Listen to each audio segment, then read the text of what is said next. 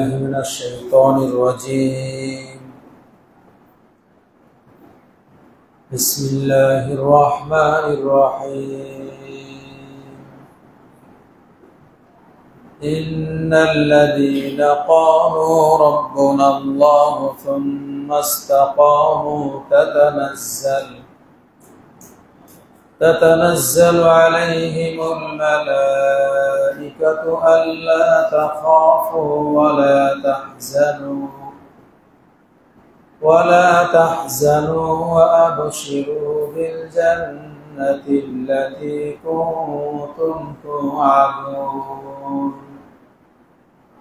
نحن أولياؤكم في الحياة الدنيا وفي الآخرة ولكم فيها ما تشتهي أنفسكم ولكم فيها ما تدعون نزلا من غفور رحيم. عن أبي هريرة رضي الله عنه قال قال رسول الله صلى الله عليه وسلم: الإيمان بضع وستون أو بضع وسبعون شعبة فأفضلها قول لا إله إلا الله وأدناها إماتة الأذى عن الطريق والحياء شعبة من الإيمان. متفق عليه. আলহামদুলিল্লাহ, প্রশংসা মাত্র সেই করুণাময় আল্লাহ সুবহানাহু ওয়া তাআলার জন্য,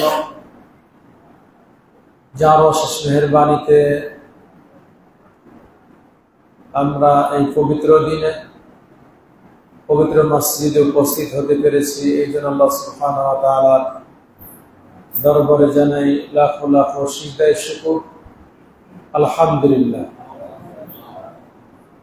অসংখ্য দুরূদ তাসলিম বর্ষিত হোক আখিরি পেগাম মানব জাতির মুক্তির দিশারি জনাব মুহাম্মদ রাসূলুল্লাহ সাল্লাল্লাহু আলাইহি ওয়াসাল্লামের পর। আল্লাহুম্মা সাল্লি আলা মুহাম্মাদিন ওয়া আলা আলি মুহাম্মাদ কামা সাল্লাইতা আলা ইব্রাহিম ওয়া আলা আলি ইব্রাহিম ইন্নাকা হামিদুম মাজিদ। আল্লাহুম্মা বারিক আলা মুহাম্মাদিন ওয়া আলা আলি মুহাম্মাদ কামা বারাকতা আলা ইব্রাহিম ওয়া আলা আলি ইব্রাহিম ইন্নাকা হামিদুম মাজিদ। রব্বি ইশরাহ লি সাদরি ওয়া ইয়াসসির লি আমরি واحلل عقدة من لساني يفقهوا قولي. اللهم إني أسألك علما نافعا ورزقا طيبا وعملا متقبلا. আমরা মুসলিম, তার সাথে সাথে আশা করি মুমিন মুহসিন, এটা আমরা আশা করি। ঈমান শব্দের অর্থ, শাব্দিক অর্থ যেটা আসে তা হলো নিরাপত্তা লাভ। একটা অর্থে আসে নিরাপত্তা লাভ, প্রশান্তি লাভ, যেখানে কোনো ভয় থাকবে না। ঈমানের বিপরীত আর এক অর্থ আছে জিদ্দুল খাউফ, মানে ভয় ভীতি। ভয় ভীতি যেখানে নাই সেটাই ঈমান। একজন অমুসলিম তিনিও কিন্তু একটা নিরাপত্তার ঘর চাই। ও কিন্তু চাই না যে ওই বাড়িতে মারামারি হোক, ভয় থাক, গন্ডগোল হোক, উনিও চাই না। সে যেই কোনো ধর্মের হোক, উনি কিন্তু নিরাপত্তাটা চায়, প্রশান্তি চায়, আত্মার শান্তি চায়, সে কল্যাণ চায়, ওর মতো কল্যাণ চাই, সেটাই ঈমান। কিন্তু বর্তমানে আসলে এই ঈমান শব্দের অর্থ যেমন মুসলিমদের মাঝ থেকে উঠে যাচ্ছে, অমুসলিমেরাও যে তারা নিরাপত্তা লাভ করছে সেটাও না। আপনি যদি দেখেন, লক্ষ্য করেন, দেখবেন একটা শিশু বাচ্চা পর্যন্ত নিরাপত্তা লাভ করতে পারে না। এই যে পরীক্ষার হলে এত বড় বড়টা আমরা আগে দেখি নাই। পরীক্ষার হলে এই এই পরীক্ষা যেটা আমরা দেখছি, এসএসসি পরীক্ষা দিতে গিয়ে এক ছেলে পরীক্ষা দিচ্ছে, তার পিছনের ছেলেরা দেখতে চাচ্ছে খাতা, দেখতে দেয়নি, এজন্য তাকে পরে কয়েকজন বন্ধু মিলে তাকে হত্যা করা হয়েছে। আবার বেশি বয়সের না, 12 বছর বয়স যারা, এদেরকে আমরা শিশু ধরি, শিশুরা। এই 12 বছরের পোলাপান বুঝে রাখি, এই বন্ধুদের মাঝে গন্ডগোল হয়েছে। গন্ডগোল হওয়ার কারণে এই গন্ডগোল আবার পারিবারিকভাবে গন্ডগোলটার মীমাংসা করা হয়েছে। পরে আবার কিছু বলবো না বলে তার বন্ধুরা তাকে ডেকে নিয়ে গিয়ে তাকে হত্যা করে কাদা মাটির ভেতরে ফেলে রেখেছে।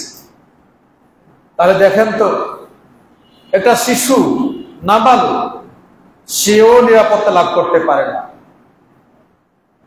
আমাদের দেশে অমুসলিম যারা আছে, ওরা যেইভাবে বুক ফুলিয়ে হেঁটে বেড়ায়, আমার মনে হয় আমরা মুসলিমেরা এত নিরাপত্তা লাভ করতে নাই।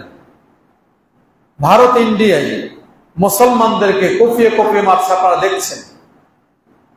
আগুন কি তারা নিজেরা জ্বালাচ্ছে না মুসলমানরা জ্বালাচ্ছে? আগুন তো তারাই জ্বালছে। আগুন যদি আপনি জ্বালিয়ে দেন তাহলে কিন্তু আপনি আগুনে পড়বেন। ফিলিস্তিনিদের মুসলমানদেরকে মারতেই আছে। আল্লাহর গজব যখন নাজিল হবে তখন দুনিয়ার কেউ বাঁচবে না। তাদের ভিতরে দাবানল, সেখানে আগুন জ্বলছে, আপনি আগুন ধরাইছেন। আর আল্লাহ যখন মায়ের দিবেন, ইন্না বাতশা রাব্বিকা লাশাদীদ, আল্লাহ যখন আপনাকে আমাকে ধরবেন, তিনার ধরা খুব কঠিন ও জটিল। তিনি ধরলে ছেড়ে দিবেন না, ছেড়ে রেখেছেন কিন্তু ধরলে আর ছাড় নেই। এজন্য আমরা যেহেতু ইমানের কথা একটা আমরা ইমানের বিষয় আলোচনার জন্য বলা হয়েছে, যে আমাদের ইমান যেন কমে যাচ্ছে, আমাদের ইমান যেন হারিয়ে যাচ্ছে দিন দিন।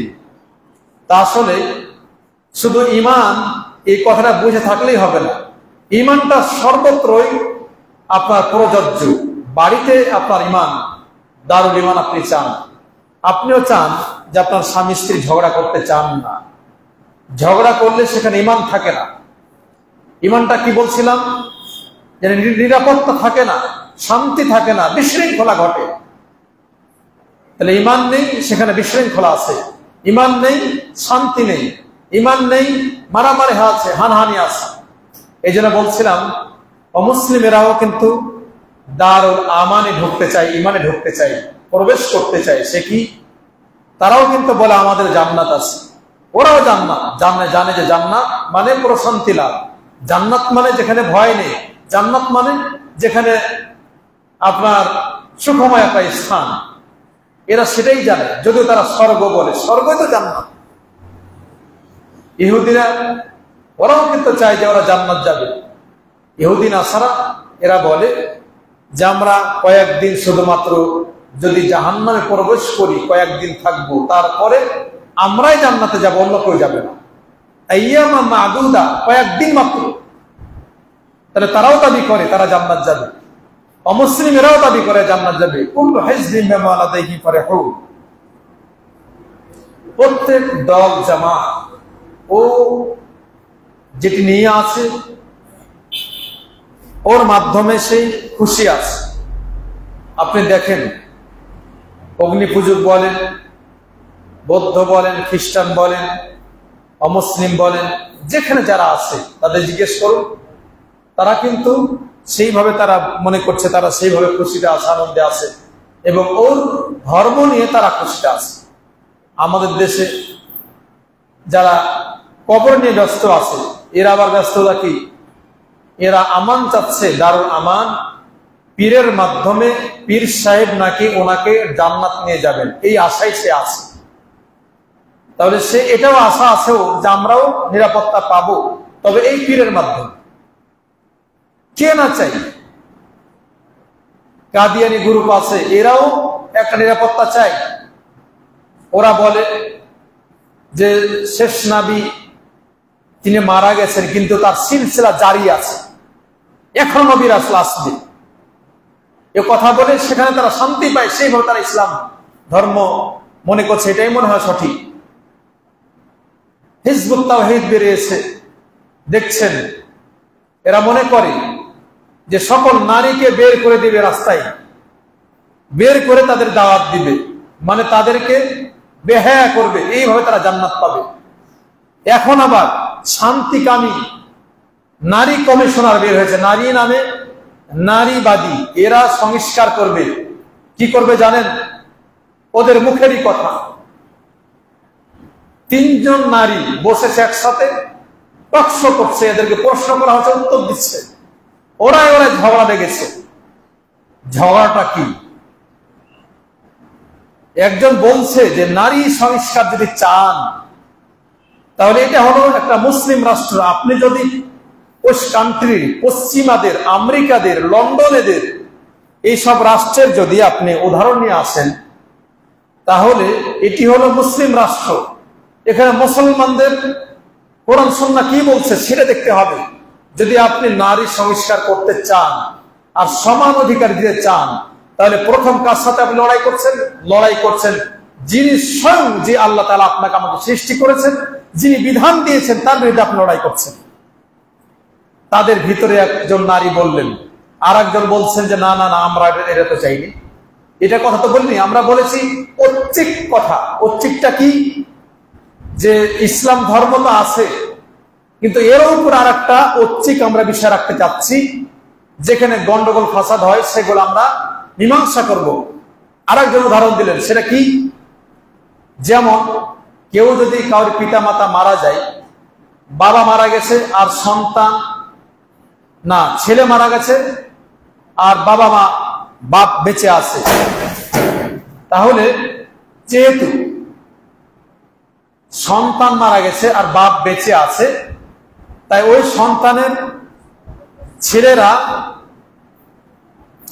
আপনার অংশ পাবে না। তো এটা মীমাংসা করতে হবে যে অংশ দিতে হবে, কিন্তু শরীয়ত তো বলছে যদি কোনো সন্তান মারা যায় আর ওর বাপ বেঁচে থাকে, তার মানে ওর পোতা পতি বেঁচে আছে বা লাতি লাতিনের বেঁচে আছে, তাহলে এখন এই বাপ বা এই নানার অথবা দাদার, এই দাদা যেহেতু বেঁচে আছে, তার সন্তান মারা গেছে, ছেলে মেয়ে ছেড়ে দিয়ে, এই দাদার উচিত হবে যে তার জন্য ওসিয়ত করতে হবে, এটা অনিবার্য, ওসিয়ত করতেই হবে কোরআনের ভাষায়। তাহলে অটোমেটিকলি আপনি আপনার অংশ পেয়ে যাচ্ছেন। আরেকটা উদাহরণ দিলেন, তো এটা যারা দেয় না এটাকে মীমাংসা করতে হবে, এটা বললেন, তাহলে আপনি তো কোরআনের হাদিসের বিরোধিতা করছেন। আরেকটা যেটা বললো, উদাহরণ দিয়ে যে যার শুধু মেয়ে আছে আর ছেলে সন্তান নেই, তো মেয়েদের এই বাবার সন্তানগুলা অন্যরা এসে ভাগ বসাবে। আচ্ছা বলেন তো এই বিধান কে দিয়েছে? আল্লাহ দিয়েছেন। তা আল্লাহ দিয়েছেন, আপনি যখন আপনি আপনার মেয়েদেরকে লিপিবদ্ধ করে দিয়েছেন, ওটা একটা বিষয়, ওদের সাথে বলে আপনি দিয়ে দিলেন আপনাদের মেয়েকে, বাবা এই জমিগুলো আমারই, আমি কষ্ট করে করেছি, তোমরা যদি অংশ পাবে, তারপর তোমরা দাবি দেওয়া ছেড়ে দাও, দাবি দেওয়া করিও না, হয়তো আচ্ছা ঠিক আছে, আচ্ছা আমরা দাবি দেওয়া করবো না, এই কথা শেষ। আর ওরা বলছে না, লিখিত ভাবে যখন হবে তখন আপনি আল্লাহর বিধানের বিরুদ্ধে লড়াই করবেন। তাহলে দুই জিনিস হয়ে যাচ্ছে না? এর সাথে সাথে দেখেন আপনি শান্তি পাবেন কি করে। এই নারী কমিশনার এরা বলতে চাচ্ছে জিনা ব্যভিচার যেখানে করছে, পতিতালয়, বেশ্যাখানায়, এইগুলা বলছে এরা হলো দেহ ব্যবসায়ী, এর একটা ব্যবসা। আস্তাগফিরুল্লাহ আল-আযীম, এটা কি হতে পারে? এইসব যারা এগুলা করতে যাচ্ছে এরা কিন্তু আসলে ইসলাম মুসলমানদের শত্রু। এরা কি চাচ্ছে? এরা চাচ্ছে মা বোনদের ইজ্জতকে, আবরুকে তারা লুণ্ঠন করতে, তারা সবগুলাকে বাইরে করতে। এরা যেন চাচ্ছে যে স্বামী যেন তার স্ত্রী সবসময় বিরোধিতা করে, মানে স্বামী স্ত্রী যুদ্ধ বাঁধাতে চাচ্ছে। আলহামদুলিল্লাহ, এটা মুসলিম রাষ্ট্রে কোরআন সুন্নাহর যে বিধান সেই বিধানে শান্তি। আপনি যখন বলবেন যে নারী সংস্কার, বিয়ে করা মানেই যদি কিছু হয় তাহলে আপনার বিরুদ্ধে নালিশ করবে, আপনাকে তখন যে কোনো সময় আপনার স্ত্রী আপনাকে বিপদে ফেলতে পারে। মানে সে যে এখন পুরুষ সাজছে, আপনি নারী সাজছেন, আপনার তখন কোনো কিছু খাটবে না। আর রিজালু কাওয়ামুন আলা নিসা, আল্লাহ তে অধিকার দিলেন পুরুষেরাই তার কর্তা হবে, সে তাকে চালাবে। কিন্তু এখন যদি আপনি স্বামী স্ত্রী উভয় যদি বলেন সমান সমান ক্ষমতার অধিকারী, তাহলে দুইজন, উনি এক ঘুষি মারলে আপনি একটা মারবেন। তার মানে আপনার স্বামীর আর ঘুষি বা একটা মার যদি আপনাকে মারে, তাহলে আপনি বলছে এটা তার অধিকার নিতেই হবে, আমাকে মারলো কেন, আমার অধিকার আছে, সবার অধিকার আছে। কোরআন শোনার বিরুদ্ধে আপনি কথা বললেন। আল্লাহ কিন্তু পবিত্র কোরআনে বলেন নাই যে স্ত্রী স্বামীকে আগে মারবে, কারণ যদি তার স্ত্রী কোনো অন্যায় করে তাহলে তাকে আদবের কথা বললেন, আদব নসিহত করুন। নসিহতের পরে যদি আপনার নসিহত না মানতেন, শুনে না, এরকম হলে আপনাকে বলা হলো যে তাকে অদ্রিবহন, তাকে মারার কথা বলা হলো। আদবের মার, যে মারে তার খুব কঠিন হবে না, যাতে সে আদব পাই, আদর্শ পাই, সেটা যদি না হয় তাহলে আপনাকে বলা হলো যে আপনি বেড ত্যাগ করবেন, যে তুমি ভিন্ন ঘুমাও, আমি ভিন্ন ঘুমাই। এটা মেয়েদের জন্য অনেক বড় শাস্তি। এখানে তো বলা হয়নি আগে, মেয়ের ক্ষেত্রে তো বলা হয়নি তোমার স্বামী কিছু বললে তোমার স্বামী নসিহত করো, স্বামীও নসিহত না শুনলে তাকে লাঠি দিয়ে টর্চারিং করো, যদি না হয় তাহলে তুমি নারী, তার বেড ত্যাগ করো, বলা হয়েছে নাকি কোথাও? তা আপনি তো আইন আপনার হাতে উঠে নিলেন, আপনি আল্লাহর সাথে লড়াই করছেন, রাসূলের সাথে লড়াই করছেন, কোরআন সুন্নাহর বিরুদ্ধে লড়াই করছেন। এই মহিলা কমিশনার সংস্কার নামে মূলত আমরা দেখে এসেছি মালয়েশিয়ায় রাষ্ট্রটি আর আমেরিকার ভিতরে কোনো পার্থক্য নেই। আমার দেখা, নিজে থেকে এসেছি, দেখেছি। কেন? যদি নারী সংস্কার আপনি চালু করেন তাহলে দেখবেন যে এখন তো এমনি বর্তমানে এমনিতেই মেয়েরা স্বামীকে ডিভোর্স করছে, হাজার হাজার, স্বামীকে মানেই না। এই সংস্কার করতে চাইলে একটা মেয়ে তার স্বামীকে মানবে না। যারা পর্দা করতো তারাও বলবে আমরা ওই কথা নামি, তুমি কেন কথা বললে? পর্দার ভিতরে থেকেও মেয়েরা স্বামীর বিরুদ্ধে লড়াই করে। তার মানে আপনি আল্লাহ এবং তার রাসূলের বিরুদ্ধে লড়াই করতে চাচ্ছেন, তা আপনার ঈমান থাকবে কোথায়? ঈমান নিয়ে আপনি লড়াই করছেন, শান্তি পাবেন কোথায়? শান্তি মনে করছেন এখানে শান্তি। আর যারা নারী সংস্কার করতে চাচ্ছেন, দেখলাম যার প্রধান, যাকে বানাইছেন, প্রধানের মাথায় টিকলি টিক দিয়ে আসেন, অমুসলিমদের কৃষ্টি কালচার সে নিয়ে আছে, সে কি নারী সংস্কার করবে? সে নিজে কি হায়া? যার হায়া নেই, লজ্জা নেই, তারা আবার নারী সংস্কার করে কি করে? এটা পেয়েছে কোথায়? এগুলা করতে গেলে যারা করছেন সাবধান হয়ে যান, আল্লাহর মায়ের কঠিন মায়ের। মুসলিমের রাষ্ট্রে যদি অন্যায় ভাবে কোরআন সুন্নাহর বিরুদ্ধে লড়াই করা হয়, আল্লাহ আপনার সাথে লড়াই করবেন, অচিরেই ধ্বংস হয়ে যাবে। এগুলা কঠিন ও জটিল। এই জন্য আমি বলছি যে আমরা ঈমান চাই, কিন্তু ঈমান পাবেন কোথায়? সব জায়গাতে ঈমান হারা, ঈমান হারা। শান্তি, ঈমান মানে শান্তি। আমরা ঈমান বলতে অনেক কিছুই বুঝি, আপনার শান্তি আর কোথায় নাই দুনিয়াতে, সব জায়গাতে সমস্যা। ইবলিস বলছে রব্বি বিমা আগওয়াইতানি লাউযায়্যিনান্না লাহুম ফিল আরদি ওয়া লাউগবিয়ান্নাহুম আজমাইন। হে প্রতিপালক আল্লাহ, তুমি আমাকে পথভ্রষ্ট করেছো, তার মানে আমাকে পথ হারা করেছো। একটি সিজদা না করার কারণে আমাকে জাহান্নামে যেতে হবে। এই জন্য আদম সন্তান যখন কোরআন তেলাওয়াত করে আর সিজদা করে, তখন ইবলিস ক্রন্দন করে, ইয়া লাইতানি, হায় সর্বনাশ আমার হয়েছে। আদম সন্তান একটি সিজদার কারণে জান্নাত পেল, আমি একটা সিজদা করিনি, এই জন্য আমাকে জাহান্নামে যেতে হবে। তাই তিনি বললেন লাউযায়্যিনান্না লাহুম ফিল আরদি, আপনার এই মানুষের জন্য, আপনার এই বান্দাদের জন্য আমি দুনিয়াকে তাদের জন্য সৌন্দর্য মণ্ডিত করব, আর আমি লাউযায়্যিনান্নাহুম ফিল আরদি ওয়া লাউগবিয়ান্নাহুম আজমাইন, সকলকে আমি পথভ্রষ্ট করব। মানে ইবলিস লেগে আছে, আর ইবলিস মনে হয় দেশি নারীদের পিছনে লেগে আছে। এদের সবকিছু মনে করে যে এরা সবকিছু মানুষকে দেখাতে চায়। আমাদের পোশাক আশাক পুরুষ মানুষ লজ্জা করে, বাইরে গেলে একটা তার লজ্জাশীল আছে, যে দেখেন একটা শার্ট পরলেও তার কিন্তু বডিটা ঢেকে থাকে। আর এই মা বোনেরা এমন কিছু বেহায়া আছে, এরা যে এগুলা পোশাক আশাক পরে তাদের পিছন সামনে এগুলা দেখাইতে হবে নাকি মানুষকে। এটা ইবলিসের প্রথম দল এগুলা। এরা আবার সমাজের কি সংস্কার করবে? এরা সমাজের সংস্কার নামে এরা হলো ইবলিসের পথ এরা ধরেছে। আল্লাহ হিদায়াত দান করুন। এগুলা পথ খুব খারাপ। এই জন্য বলছিলাম যে বিষয় ইমান, কিন্তু ইমানের সব কথা আছে। ইমান শান্তির জন্য দৌড়াচ্ছেন, কিন্তু শান্তি আপনি অত সহজ নয়, শান্তি খোঁজা তো সহজ নয়। শান্তির পথে আসতে হবে। ইমানের মতো চললে পরে আপনি ইমানদার হতে পারবেন, না হলে কঠিন জটিল। আজকে যখন তখন আপনি যদি বলেন স্বামী আর স্ত্রী ঝগড়া লেগে থাকে, তাহলে এই পরিবার সন্তানগুলা মানুষ হবে কি করে? আল্লাহ রাসূল সাল্লাল্লাহু আলাইহি ওয়াসাল্লাম তিনার সম্পর্কে বলা হচ্ছে যে তার স্ত্রী পরিবারকে কোনোদিন তিনি হাত দিয়ে মারেননি, বকাঝকা কোন সময় করেন। কোরআন সুন্নাহ আপনি পাচ্ছেন। তাহলে আপনি যদি বলেন যে মেয়েকে যদি লাগায় দেন, বিয়ে হয়েছে, এখন স্বামীর মুখে মুখে কথা, খালি তর্ক করেই যাবে, তর্ক করেই যাবে। ছেলে মানুষ তর্ক করলে হঠাৎ করে কোনো সময় একটা মাইর দিবে ধরে, যে মারো, ঝগড়া লেগে গেল, কোন একটা বিপদ ঘটে যাবে। একটা ভিডিওতে দেখলাম, সম্ভবত ভারতের ভিডিও, ভারতে মুখে দাঁড়িয়ে আছে লোকটি,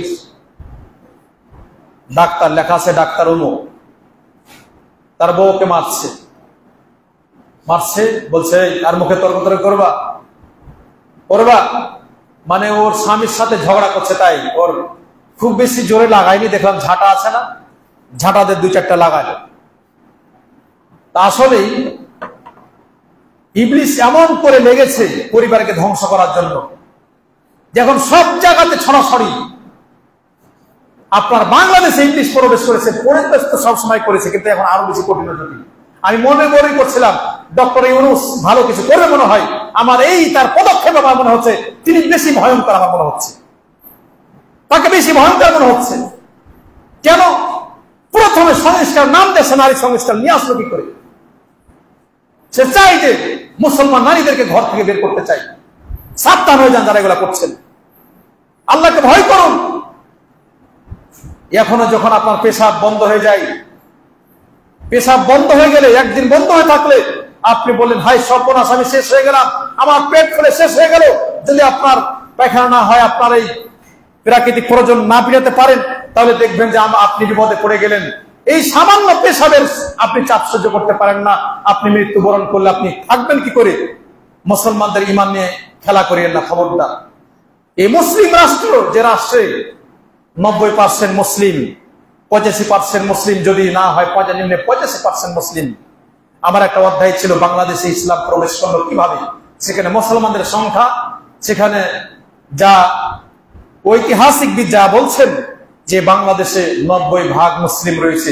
এই 90% মুসলিম রাষ্ট্রে এমনিতে কোরআন হাদিসে কোন নিয়ম কানুন আপনার নাই, তার ভিতরে যেগুলা মেয়েরা সংক্রান্ত এই বিষয়গুলা, তারপর নারী সংক্রান্ত বিবাহ, এইসব বিষয়গুলা অনেকটাই কোরআন হাদিস সমাজে রয়েছে, সেগুলো আপনি হাত দিতে আসছেন। তার মানে আর কিছু রাখতে চাই না। এগুলো যদি হয় তাহলে অত্যন্ত ভয়ানক বার্তা। এগুলো আমাদের বলতে হবে, না বললে তো মানুষ সমাজে যখন বেশি কথা হবে, স্বাভাবিক তারা ভয় করবে, তাদেরকে মৃত্যুবরণ করতে হবে। তারা যে নারীগুলা দেখলাম সবগুলা মৃত্যুর কোঠায়, কখন তাদের কাছে মাওতা হঠাৎ করে চলে আসবে। আর এরা মা বোন থেকে নিয়ে খেলা শুরু করেছে, একটা পা কবরে আর একটা পা উপরে আছে। এই সব মহিলারা, এরা মনে হয় এদের স্বামীর সাথে এদের কোনো সম্পর্ক, ভালো সম্পর্ক নেই। সবে এগুলো নারী আন্দোলন করে বেড়াচ্ছে ইসলামকে ধ্বংস করার জন্য। তার মানে সব চাচ্ছে যে মা বোনদের বের করে দেয় রাস্তা থেকে। পশ্চিম কালো এই করে সাবধান হয়ে যান যারা মুসলিম, আপনার ইমান মা বোন থেকে রক্ষা করে। মা বোন যারা এসেছেন, এগুলাকে ধিক জানান অন্তর থেকে, ঘৃণা। ইমানদার একটা বৈশিষ্ট্য যে অন্যায় কাজ হলে আপনি হাত দিয়ে না প্রতিহত করতে পারলে মুখ দিয়ে আপনি বলুন, মুখ দিয়ে না পারলে অন্তত অন্তর থেকে আপনি ঘৃণা করেন, আল্লাহর কাছে দোয়া করুন, আল্লাহ আমাদের বাংলাদেশে মুসলিম আমরা দিন নিয়ে আমরা চলছি, মা বোন তার সম্মানিত মা বোন তার পর্দা প্রসিদ্ধের সহিত তারা চলছে। আল্লাহ রাসূল সাল্লাল্লাহু আলাইহি ওয়াসাল্লাম এর কাছে উমর বিন খাত্তাব এসে বললেন, হে আল্লাহর রাসূল সাল্লাল্লাহু আলাইহি ওয়াসাল্লাম,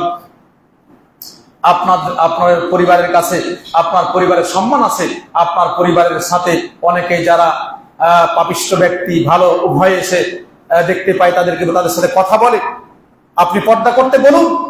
পরে আল্লাহ তাআলা পর্দার আয়াত নাযিল করলেন। মা বোন, আমার বাংলাদেশে আমরা যারা ইসলাম প্রিয়, যারা ইসলাম গ্রহণ করেছি, ইসলামের পথে আমরা চলতে চাই, আমাদের মা বোনদের আমরা যেভাবে চলার জন্য বলি মা বোনের সেভাবে চলে। যখন এই পথ আসবে তখন আপনারও পরিবার বলবে যে হ্যাঁ, ওরা যেভাবে চলছে গো, তা আমি একটু চলি। আপনি অভিভাবকে এখন কিছু বলে যে বলছে এটা, তাহলে তোমার বিরুদ্ধে আমি নালিশ করি, তুমি বেশি কড়াকড়ি করছো। মানে যখন একটা বিষয় শিথিল করা হবে, আমরা ইহুদি নাসারা এদের আপনার এরা কি করতে চাই, এর মূল থিম হলো যে মুসলমানদেরকে তো তুমি তাদের ইমান পরিপূর্ণ ইমান নিতে পারবে না, তবে ওদের ইমানটাকে, ওদের যে ইমানের দাবি এটাকে হালকা করে দেখো। ওরা বলবে এটাও ঠিক, ওটাও ঠিক, সব ঠিক না, যেটা করছে ওটাও ঠিক। যে আপনার ইমানটা যে শক্তিশালী ইমান ছিল, ইমানটাকে তারা দুর্বল করার জন্য তারা আপনার পিছনে লেগেছে। লাস্টে গিয়ে বলতে আপনি আস্তিকের মতো কথাবার্তা শুরু করবেন না। এই জন্য এক মহিলা দেখলাম যে আলিয়া মাদ্রাসায় চাকরি করে, আলেম মাদ্রাসার প্রভাষিকা, আর সে বলছে তোমাগো নবী 13টি বিবাহ করেছে আর তোমরা বিবাহ করে 14টি। নাউজুবিল্লাহ। ব্যঙ্গ করে কথা বললে আল্লাহ রাসূলকে সে বিদ্রোহ করেছে। এইরকম নারীদেরকে হত্যা করা দরকার। এখন যদি এগুলো নারীরা কথা বলে তাহলে নারীর সংস্কার আছে, কি বলবে তারা? এই জন্য বলছিলাম ইমানের কথা, আপনাকে বলছিলাম ইমান শুধু আপনি মুখে আর অন্তরে বললেন কিন্তু না, কাজে বাস্তবায়ন করতে হবে। তাই ইমানের কয়েকটা অর্থ আছে বলে আমি শেষ। ইমানটা কি আসে আপনাকে বলছিলাম, যা বলছিলাম ইমানেরই কথা, এগুলা ভূমিকা। ইমান, তাহলে ইমানের অর্থ পেলাম আমরা যে প্রশান্তি লাভ, নিরাপত্তা লাভ, এরপরে শান্তির একটা স্থান, সাথে সাথে অন্তরে বিশ্বাস, মুখের স্বীকৃতি। এটাকে ইবনে তাইমিয়া রাহিমাহুল্লাহ বলছেন যে মুখের স্বীকৃতি প্রদান মাধ্যমে ইমানের শাব্দিক অর্থটা বাস্তবায়ন হয়। আপনি অন্তরে বিশ্বাস করলে কিন্তু হয়ে যাবে এমনটি না, এর সাথে মুখের স্বীকৃতি প্রদান করতে হবে। তো ইমানের সারি অর্থে 5টি অর্থ আছে। এই 5টি অর্থ যদি আমরা বুঝি তাহলে ইমানের বিষয়গুলো আমরা না হলে কিছুটা বুঝতে পারবো। 1 নম্বরে অন্তরে বিশ্বাস। অন্তরে কিন্তু বিশ্বাস আছে। আমরা জান্নাত জাহান্নাম না দেখে বিশ্বাস করি। আমরা বিশ্বাস করি কবরের শাস্তি হয়। আমরা বিশ্বাস করি মানুষের মৃত্যুর পরে মুনকার নাকির 2 জন ফেরেশতা আসে, এরপরে এই ব্যক্তিকে উঠিয়ে বসা হয়। মান রব্বুকা ওমা দীনুকা ওমা নাবিয়ুকা, তার রব সম্পর্কে জিজ্ঞেস করা হয়, দিন সম্পর্কে জিজ্ঞেস করা হয়, আল্লাহ রাসূল সাল্লাল্লাহু আলাইহি ওয়াসাল্লাম সম্পর্কে জিজ্ঞেস করা হয়। তারা বলতে পারলে তার জন্য আপনার কল্যাণকর স্থান তার কবর যা আছে, আল্লাহ রাসূল সাল্লাল্লাহু আলাইহি ওয়াসাল্লামের ভাষায় তার যতদূর পর্যন্ত চোখ যাবে তার কবরকে প্রশস্ত করা হবে। এই কবরে আমরা বিশ্বাস করি যে শাস্তি হয় বডি এবং রূহ উভয় একসাথে। এটা হলো বিশ্বাসের একটি কথা, ইমানের একটা দাবি। আপনি বিশ্বাস করলেন যে মৃত্যুবরণ করলে শাস্তি হবে বডিতে এবং রূহ। আপনি রূহটা যখন আপনার থেকে চলে গেছে, ভিন্ন হয়ে গেছে, তখন আপনি মৃত্যুবরণ করবেন। আমরা বেঁচে আছি, বডি আছে, সাথে রূহ আছে। রূহটা যখন আপনার ভিতর থেকে হেঁচড়ে টেনে বের করা হবে তখন আপনার কিছু জীবন থাকবে না, আপনি মারা গেছেন। এই যে বডি আর রূহের উপর শাস্তি হবে। ফাতাআদা রূহাহু ইলা জাসাদিহি, মুনকার নাকির যখন আসবে উঠিয়ে বসাবে, আপনার রূহটা আপনার বডিতে বসানো হবে, ফেরত দেওয়া হবে। এরপরে হয় নিয়ামত ভক্ষণ করবেন, না হয় শাস্তি ভক্ষণ করবেন। বডি এবং রূহ উভয় শাস্তি ভোগ করা হলে শাস্তি ভোগ করবেন, আর শান্তি ভোগ করা হলে শান্তি, তিনি নিয়ামত ভোগ করবেন। তাহলে এটা আমরা বিশ্বাস করি, এটা ইমান। ইমান এটা অন্তরের একটা বিশ্বাস। জান্নাত না দেখে আমরা জান্নাতের সুখময় স্থানের কথা আমরা বলি। আল্লাহ রাসূল সাল্লাল্লাহু আলাইহি ওয়াসাল্লাম যখন তিনি সালাত পড়ছিলেন, আপনার সালাতুল খুসুফ, সূর্য গ্রহণের সালাত পড়ছিলেন, তিনি বলছেন আমি যেন জান্নাত দেখছি, জাহান্নাম দেখছি। আরো দেখলাম যে আমি যেন আঙ্গুর ফল ধরছি, জান্নাতের এই ফলগুলা ধরতে যাব, আর এই মুহূর্তে মনে হলো না। তিনি বলছেন আমি যদি জান্নাতের এই ফলগুলা ধরে নিতাম তাহলে কিয়ামত পর্যন্ত এই উম্মতরা এই ফল ভক্ষণ করত। তো একবার জান্নাত যখন দেখলাম, ফল দেখলাম, সামনে অগ্রসর হচ্ছি, আবার জাহান্নামের আগুন দেখে আমরা পিছনে হচ্ছি। তার আল্লাহ রাসূল সাল্লাল্লাহু আলাইহি ওয়াসাল্লাম তিনি দুনিয়াতে জান্নাত জাহান্নাম দেখেছেন। এটা হলো বিশ্বাস, ঈমান, এটাকে বলা ঈমান। তাহলে অন্তরের বিশ্বাস আছে, অন্তরে একটা বিশ্বাস আছে। আল্লাহকে বিশ্বাস করি, নবী রাসূলদের বিশ্বাস করি, পরকালকে বিশ্বাস করি। ফুল সিরাত আমরা আছে যে ফুল সিরাত পার হতে হবে, অনেক সূক্ষ্ম একটা বিষয়। কেউ পার হবে বিদ্যুতের নাই, বিদ্যুৎ চমক যেমন দ্রুত গতিতে চলে আসে, কেউ বাতাসের নাই, কেউ ঘোড়ার বেগে পার হবে, আবার কেউ হামক গুড়ি দিয়ে আপনার আস্তে আস্তে সে পার হবে। কেউ আবার এই জাহান্নামে নিক্ষেপ হবে, কেউ আবার কষ্ট হয়ে তার বডি ছিঁড়ে যাবে, এই করে আস্তে সে পার হতে পারবে, নাজাত পেয়ে যাবে। এর নাম হলো ঈমান। আপনার পরকালে মৃত্যুর পরে আপনার ভালো মন্দ এগুলা হিসাব নেওয়া হবে, এগুলা মাপা হবে, এর নাম ঈমান। তাহলে এই অন্তরে বিশ্বাস করে বসে থাকলে কিন্তু ঈমানদার হওয়া যাবে না। এই জন্য আল্লাহ বলছেন ইন্নামাল মুমিনুনা আল্লাযীনা আমানু বিল্লাহি ওয়া রাসূলিহি সুম্মা লাম ইয়ারতাবু। ঈমানদার যারা ঈমান এনেছো এবং আল্লাহ এবং তার রাসূলের প্রতি যারা ঈমান এনেছে, সুম্মা লাম ইয়ারতাবু, এরপরে এর প্রতি আর সন্দেহ পোষণ করেনি, এটা হলো অন্তরের ঈমান। আপনি আল্লাহ এবং তার রাসূলের প্রতি ঈমান এনেছেন মানে যে সব কথা বলা হলো, শরীয়তে যা বলেছেন সকল বিষয়ে আপনি ঈমান এনেছেন, বিশ্বাস করেছেন, আর সন্দেহ আপনি সন্দেহ পোষণ করতে পারবেন না। যারা ঘুমাচ্ছেন খুব বেশি, ভালোই তো ঘুমাচ্ছেন, এত ঘুমাচ্ছেন কেন? ভালোই ঘুমের স্থান। ভাইরাল বক্তা হলে অনেক মানুষ হতো, আমরা ভাইরাল না তো। ভাইরাল বক্তাবার আপনি শুরু বক্তা দেখতে আসেন, এখানে কিছু দেওয়ার জন্য আমি এসেছি, আপনারা ঘুমাচ্ছেন কেন? ঘুমানোর কি আছে? নিজ দিকে মনে করলে ইবলিসের কথা বলছে, তাও ইবলিসের ভাই আপনি হয়ে যাচ্ছেন। ইবলিসের কথা বলতে বলতে ইবলিস আপনার ঘুম দিয়ে চলে গেল। আমি কি বললাম বলেন তো? এই সুন্দর কথাগুলো আপনি শুনতে পাবেন, ভাইরাল বক্তারা এগুলা ক্রিটিক্যাল কথা বলবেন আপনাকে।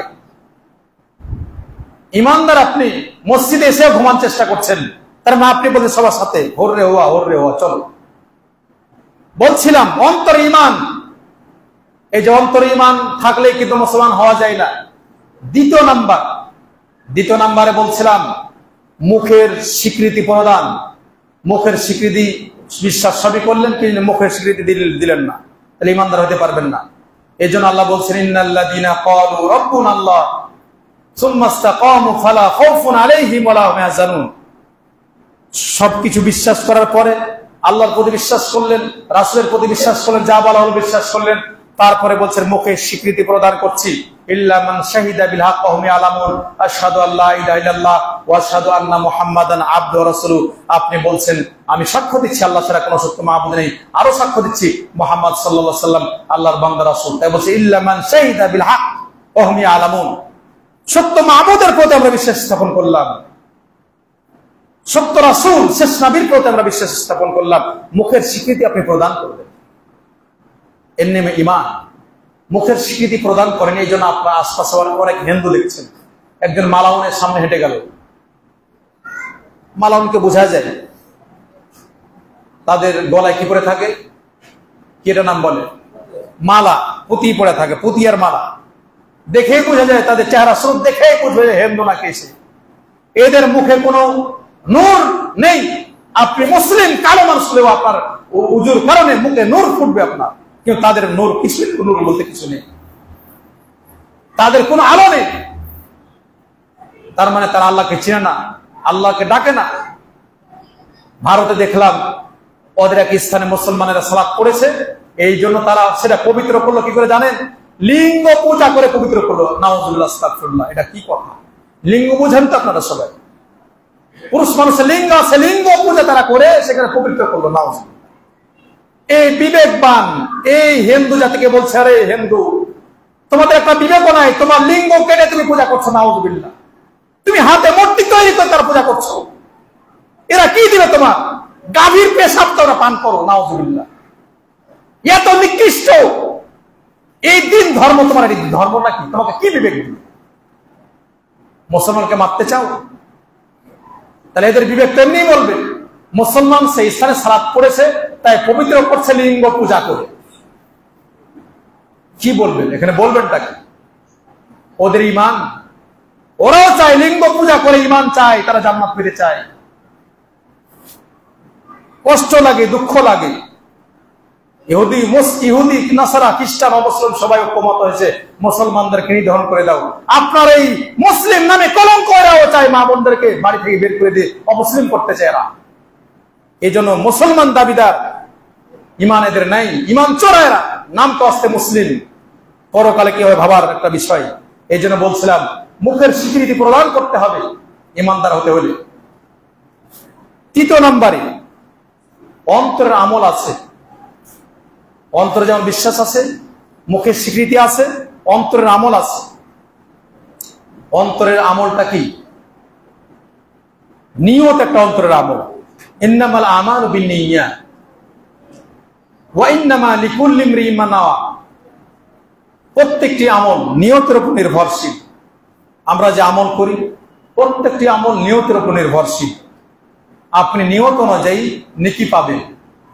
অন্তরের আমল হলো আল্লাহকে ভয় করা। ফাইয়ায়া ফারহাবুন, আল্লাহ বলছেন তোমরা শুধু আমাকেই ভয় করো। আপনি আল্লাহকে ভয় করেন না, পীর সাহেবকে ভয় করেন না, সরকারকে ভয় করেন না, আপনার বাড়ির মানুষকে ভয় করেন না, কারে ভয় করেন আপনি জানেন। এই ভয়টা আল্লাহ জানে, এই জন্য আপনি আল্লাহকে ভয় করেন। আল্লাহর অন্তরে আল্লাহর ভয় যদি আপনার থাকে তাহলে আপনি সব থেকে বড় ইমানদার। অন্তরে ভয় থাকলে আপনি গোপনে অন্যায় কাজ করতে পারবেন না। অন্তরে ভয় থাকলে কেউ নেই, নির্জন, সেখানে আপনি জেনা ব্যভিচারের সাথে লিপ্ত হতে পারেন না। অন্তরে ভয় থাকলে আপনি চুরি করতে পারেন না।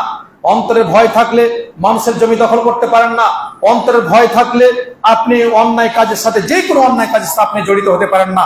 অন্তরে ভয় থাকলে ব্যবসা বাণিজ্যে আপনি ঠকাইতে পারেন না। অন্তরে ভয় থাকলে আপনি সুদ ঘুষ এগুলো আপনি করতে পারেন না।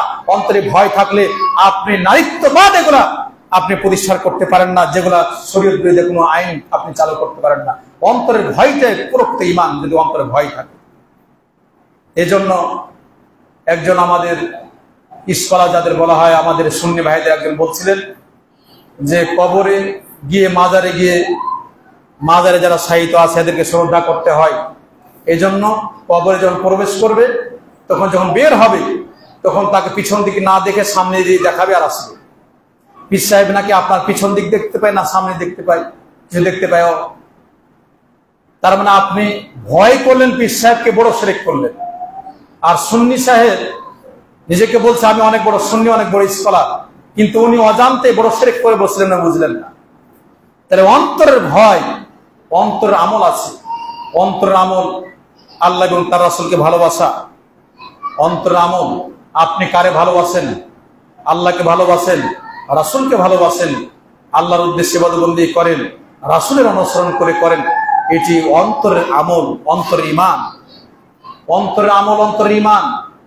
তা আপনি আল্লাহকে ভালোবাসবেন, আল্লাহর জন্য ইবাদতবন্দি করবেন, রাসূলের পদ্ধতিতে আপনি আল্লাহর উদ্দেশ্যে ইবাদতবন্দি করবেন, রাসূলের পদ্ধতিতে আপনি চলবেন। এর জন্য আল্লাহ বলেন কুল ইন কুনতুম তুহিব্বুনাল্লাহ ফাত্তাবিউনি ইউহিব্বুকুমুল্লাহ ওয়া ইয়াগফির লাকুম যুনুবাকুম আল্লাহু গফুরুর রহিম। হে নবী, তুমি বলে দাও যা আল্লাহর ভালোবাসা পেতে চাও, তোমরা যদি আল্লাহর ভালোবাসা পেতে চাও, আমি রাসূল আমার অনুসরণ করো। আল্লাহ রাসূল সাল্লাল্লাহু আলাইহি ওয়াসাল্লাম বলছেন তাহলে আল্লাহ তোমাদের ভালোবাসবেন, তোমাদের পাপগুলা ক্ষমা করে দিবেন। তাহলে অন্তরের আমল, অন্তরের আমল নিয়ত একটা অন্তরের আমল। আপনি যে কোনো আমল করুন যাতে আপনার অন্তরটা খালিস হয়।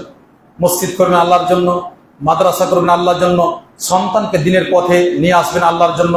আপনি যে আমলগুলা করবেন আল্লাহ সন্তুষ্টি অর্জনের জন্য, এগুলা অন্তরের আমল। আল্লাহর উপর ভরসা করে আপনি বের হলেন, অন্তরের আমল। রাস্তা পথ বের হয়েছেন, বিসমিল্লাহি তাওয়াক্কালতু আলাল্লাহ লা হাওলা ওয়ালা কুওয়াতা ইল্লা বিল্লাহ, অন্তরের আমল। আপনার ঈমানের দাবি যে আপনি অন্তরে এই আমলগুলো আপনি করবেন। 4 নম্বরে মুখের আমল আছে। ঈমান যে আপনি ঈমানদার হবেন, মুখে আমল করার জন্য আপনাকে বলছে। যেমন অন্তরে বিশ্বাস আছে, অন্তরের আবার আমল আছে, মুখের স্বীকৃতি আছে, মুখের আবার আমল আছে। এজন্য আল্লাহ বলছে ইয়া আইয়ুহাল্লাযীনা আমানু যকুরুল্লাহ যিকরান কাসীরা ওয়া সাব্বিহুহু বুকরাতাও ওয়া আসীলা। হে ইমানদারগণ, তোমরা আল্লাহকে বেশি বেশি স্মরণ করো, সকাল সন্ধ্যায় তোমরা স্মরণ করো। মুখের একটা আমল আছে, অনেক পাওয়ারফুল আমল। যে ব্যক্তি এই পাওয়ারফুল আমলটি করবে, যদি আপনি ফজরের সালাতের পরে সাইয়্যিদুল ইস্তিগফার, আমরা জানি যত ইস্তিগফার আছে এর নেতা, সমাজে নেতা আছে, পাতি নেতা, বড় নেতা, অনেক নেতা আছে। নেতার আজকে না, আল্লাহ রাসূল সাল্লাল্লাহু আলাইহি ওয়াসাল্লামের যুগ থেকে আসছে। নবী রাসূলদের সময়, সে সময় নেতারা ছিল, নেতারা একটা নেতা থাকেই। এই সাইয়্যিদুল ইস্তিগফার, ইস্তিগফার যে আমরা আল্লাহর কাছে ক্ষমা চাই, ইস্তিগফার একটা নেতা ইস্তিগফার আছে, সব থেকে বড় সাইয়্যিদুল ইস্তিগফার। এই সাইয়্যিদুল ইস্তিগফার যদি আপনি আমি ফজর সালাতে পরে যদি আপনি সকালে পড়েন, আল্লাহুম্মা আনতা রাব্বি লা ইলাহা ইল্লা আনতা খালাকতানি ওয়া আনা আবদুকা ওয়া আনা আলা আহদিকা ওয়া ওয়া'দিকা মাসতাতা'তু আউযু বিকা মিন শাররি মা সানাতু আবুউ লাকা বিনি'মাতিকা আলাইহি ওয়া আবুউ বিযামবি ফাগফিরলি ফাইন্নাহু লা ইয়াগফিরু যুনুবা ইল্লা আনতা। এই সাইয়্যিদুল ইস্তিগফার যদি আপনি পড়েন, ইস্তিগফারের ভিতরে আল্লাহর কাছে ক্ষমা চাচ্ছেন, ইস্তিগফারের ভিতরে আল্লাহকে বলছেন, আল্লাহ গো, আমি অন্যায় করেছি, অনেক পাপ করেছি, আমি স্বীকার করছি যে আমি অন্যায় করেছি। আল্লাহ, তুমি ছাড়া আর কেউ ক্ষমা করার নাই, তুমি সত্য মাবুদ, তুমি আমার স্রষ্টা, তুমি আমার প্রতিপালক, তুমি ছাড়া আমার পাপ ক্ষমা করার কেউ নেই। আমি যা পাপ করেছি এগুলো আমি স্বীকারোক্তি দিচ্ছি যে আমি পাপী, তোমার কাছে আমি ক্ষমা চাচ্ছি। যদি আপনি সকালে পড়েন আর সন্ধ্যার পূর্বে মৃত্যুবরণ করেন, তাহলে আল্লাহ রাসূল সাল্লাল্লাহু আলাইহি ওয়াসাল্লাম বলছেন এই ব্যক্তি জান্নাতে চলে যাবে। আমাদের অনেকে সাইয়্যিদুল ইস্তিগফার, আমরা গরিব মিসকিন, অনেকের মুখস্থ নেই, পড়েনও না, জানেনও না, জানেন না, পড়েন না, আবার অনেক কিছুই করে বেড়ান। জিজ্ঞেস করলেও আমার আসলে মুখস্থ নাই। আপনি কোরআনও পড়তে যান না, সূরা ফাতিহাও জানেন না, একটা বিষয় পড়তেও যায় না, তো আল্লাহর কাছে চাইবেন কেমনি? তাহলে মুখের ইস্তিগফার, এই সাইয়্যিদুল ইস্তিগফার যদি আপনি সন্ধ্যায় পড়েন, মাগরিব পড়ে একই ইস্তিগফার, আর ফজরের পূর্বে মৃত্যুবরণ করেন, আল্লাহ রাসূল সাল্লাল্লাহু আলাইহি ওয়াসাল্লাম বলেছেন জান্নাত চলে যাবে। তাহলে মুখের জিকির, আস্তাগফিরুল্লাহ আমরা পড়ি, সালাম ফেরানোর পরে আল্লাহু আকবার বলি, আস্তাগফিরুল্লাহ 3 বার বলি, আল্লাহ ক্ষমা করো, তোমার কাছে ক্ষমা প্রার্থনা করছি, ক্ষমা করো। এর সাথে আমরা সালাতে তাশাহুদ যখন পড়ি, আল্লাহুম্মা ইন্নী যালামতু নাফসি যুলমান কাসীরা ওয়া লা ইয়াগফিরু যুনুবা ইল্লা আনতা ফাগফিরলি মাগফিরাতাম মিন ইনদিকা ওয়ারহামনি ইন্নাকা আনতাল গফুরুর রহিম। আমরা বলি, আল্লাহ, আমি নিজের উপর অনেক জুলুম করেছি, অনেক পাপ করেছি, অন্যায় করেছি, যুলমান কাসীরা, অনেক জুলুম করেছি, অনেক পাপ করেছি। জুলুম মানেই পাপ, ওয়াদু শাই বিগাইরি মুহাল্লিহি। আপনি জুলুম করলেন না, রাস্তায় একজন লোককে দেখলেন, দিলেন থাপ্পড় ফাঁস করে, আপনার ক্ষমতা আছে যে এটা জুলুম, এটা পাপ, গলা ধাক্কা দিয়ে ফেলে দিলেন। রাস্তা পথে একজন মেয়েকে পেলেন, বাড়িতে নিয়ে যে আপনি জেনা করলেন, যেমন পাপ জুলুম। রাস্তা পথে আছে, আপনার জোর আছে, তাই আপনার যে জমির একটা সীমানা আছে চেপে দিয়েছেন তার ভিতরে, ও কিছু বলতে পারে না। আপনাকে কিয়ামতের দিন 70 আরাদিন বলা হয়েছে, আপনাকে জমিন যেমন কেড়ে নিয়েছেন মানুষের কাছে, আপনাকে ভাবে নিচে ঢোকানো হবে। এগুলা জুলুম, পাপ। তাই বলছেন আল্লাহকে, আল্লাহ অনেক জুলুম করেছি, এই জুলুম পাপ যে করেছি, এই পাপের ক্ষমা কেউ করবে না তুমি ছাড়া, বিধায় তুমি ক্ষমা করো। তাহলে মুখের এই জিকির আজকার করছেন আল্লাহ। কোরআন তেলাওয়াত আমরা করতে জানি না, কোরআন তেলাওয়াত করুন বেশি বেশি। কোরআন তেলাওয়াত করলে আপনার অন্তরে ঈমান আসবে, পুরো শান্তি লাভ করবে, আপনি ঈমানদার এবং নিশ্চিত ভাবে আপনি থাকতে পারবেন। আল্লাহর কালাম, ফজরের সালাতের পর আল্লাহর কালাম পড়ুন, আপনি পড়বেন, মা পড়বে, আপনার মেয়ে পড়বে, ছেলে পড়বে, বাড়িতে আলো প্রবেশ করবে। আল্লাহ বলছেন আফালা ইয়াদাব্বারুনা কুরআন আম আলা কুলুবিন আকফালুহা। তারা কি কোরআন নিয়ে গবেষণা করে না? তারা কি কোরআন তেলাওয়াত করে না? না, তাদের অন্তরে তালাবদ্ধ করা হয়েছে। আপনার মুখে কি তালা মারা হয়েছে নাকি? কোরআন পড়তে জানেন না, গোটা রমজান চলে গেল, একদিন অনেক আছে, একদিনও পড়েনি কোরআন, মানে জীবনে পড়েই না, বোঝান পড়তেই জানি না। পড়তে জানেন না তো আপনার দুনিয়ার জন্য ছুটে বেড়াতে খুবই পারেন, কোরআন পড়ার আর সময় থাকে না। তার মানে আল্লাহ বলছে নিজে বাঁচো, আল পরিবারকে বাঁচাও, নিজে আপনি বোকা, সব থেকে ফুলম্যান বোকা লোকেই। নিজেকে বাঁচাতে যে জানে না, এর থেকে আর বোকা মানুষ কেউ নেই। টাকা পয়সা গাড়ি বাড়ি অনেক কিছুই করলেন, কিন্তু খালি হাতে চলে গেলেন, কোনো আমল নেই। এর থেকে বোকা, নিঃস্ব, হতভাগ্য, দুর্ভাগ্য আর কেউ আছে বলতে পারে? যে লোক গাড়ি বাড়ি করলো, মানুষের টাকা পয়সা চুরি করে, ডাকাতি করে, হারাহানি করে, রাহাজানি করে অন্যায় কাজ করে সে খালি হাতে চলে গেল, এ কি নিয়ে গেল? এই লোকটার ভাগ্যে কি আছে? একদিন মসজিদে আসে নাই, আল্লাহকে ডাকে নেই, হালাল হারাম বুঝে নাই, এর কবরে আগুন জ্বলছে, সারা জীবন জ্বলবে কিয়ামত পর্যন্ত এবং পুরে ছারখার হয়ে যাবে। কি ফায়দাটা বলেন? সে তো একবার ইমানের কথা ভাবলো না, ইমান একবার ভাবলো না যে ইমান আমাকে নাজাত দিতে পারে, আল্লাহকে ডাকলো না। কিয়ামতের দিন আল্লাহকে বলা হলে আল্লাহ বলবে, সে তো আমার কাছে কোনোদিন একদিন ক্ষমাও চাইনি, রব্বিক ফিরলে কথা বলেনি, আমার কাছে ক্ষমা চাইনি, আমি তাকে কি করে নাজাত দিব? আল্লাহকে আপনি ডাকলেন না। আর এখন রাজনীতিবিদ, পাড়ায় পাড়ায় রাজনীতি, কত যে নেতা হয়েছে, পাতি নেতার হাস নেতা কত যে হয়েছে, রাজহাঁস আর মুরগি আর কত যে হয়েছে, আপনার বলা শেষ নাই। ও চাঁদা দিচ্ছে, ও চাঁদা দিচ্ছে। যারা এগুলা কাজ করো সাবধান হয়ে যাও, মৃত্যুবরণ করতে হবে, কথাটা মনে রাখো, এটা ঈমান।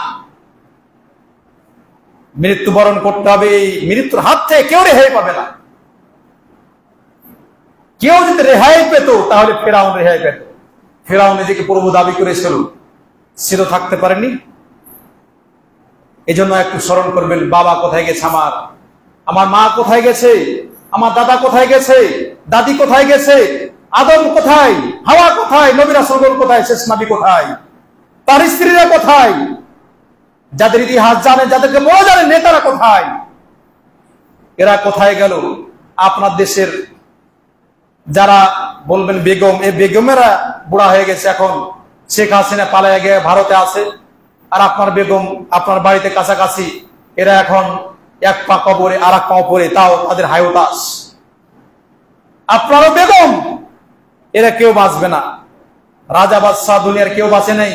আল্লাহ রাসূল সাল্লাল্লাহু আলাইহি ওয়াসাল্লাম হেরাকেলে বাদশাকে চিঠি দিয়েছিলেন, তার চিঠি না পড়ে টুকরো টুকরো করে ফেলেছিল। আল্লাহ রাসূল যখন শুনলেন তখন বললেন, তুমি যেমন আমার চিঠিকে না পড়ে টুকরো টুকরো করেছো, তোমার এই দেশকে তুমি টুকরো টুকরো হয়ে যাবে। সে রাজা বাদশাহ কোথায়, কারণ হামানেরা কোথায়? তারা টিকতে পারেনি। আপনাকে টিকাবে ইমানে। ইমান থাকলে দুনিয়াতে রাজা, পরকালে রাজা। ইমান থাকলে যেমন দুনিয়াতে শাস্তি, দুনিয়াতে শান্তি, পরকালে শান্তি। এজন্য ইমানদার না হয় আপনি মৃত্যুবরণ করবেন না, ইমান আপনার থাকাই লাগবে। লাস্টে যদি কথা, 5 নম্বরে বিশ্বাস করলেন, মুখে স্বীকৃতি দিলেন, নিয়ত আমল করলেন, অন্তর আমল করলেন, মুখের আমল করলেন, এখন কাজে বাস্তবায়ন করতে হবে। আল্লাহ বলছেন, ইয়া আইয়ুহাল্লাযীনা আমানু যকুরুল্লাহ, ইয়া আইয়ুহাল্লাযীনা আমানু রুকউ ওয়াসজুদু ওয়া'বুদু রাব্বাকুম ওয়াফআলুল খায়রা লাআল্লাকুম তুফলিহুন। হে ইমানদারগণ, তোমরা আল্লাহর জন্য রুকু করো, আল্লাহর জন্য সিজদা করো, ওয়াফআলুল খায়র, কল্যাণ কাজগুলা করো, কল্যাণ যেখানে আছে, লাআল্লাকুম তুফলিহুন, তোমরা সফলকাম হবে। তাহলে অঙ্গ প্রত্যঙ্গের আমল হলো সালাত পড়া, ঠিকমতো সালাত পড়বেন, যাকাত দেওয়া ঠিকমতো যাকাত দিবেন, সিয়াম করা ঠিকমতো সিয়াম আদায় করবেন, হজ ফরজ হলে হজ করবেন, হজের মৌসুম চলছে।